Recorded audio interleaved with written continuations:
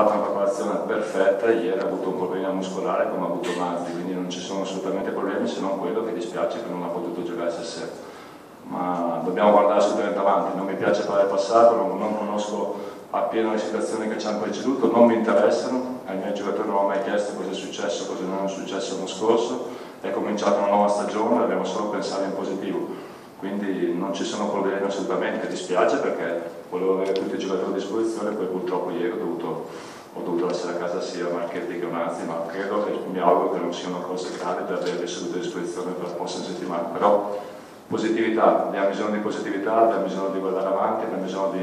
di fare un percorso, il nostro percorso non sarà un percorso facile. Io ieri ho detto che la squadra ha dei valori, assolutamente sì, ne sono convinto, credo che anche la partita di oggi lo abbia dimostrato, ma ci dobbiamo confrontare con degli avversari molto forti e quindi pensiamo a quello che dobbiamo fare, la strada secondo me, le basi le abbiamo messe a buon punto.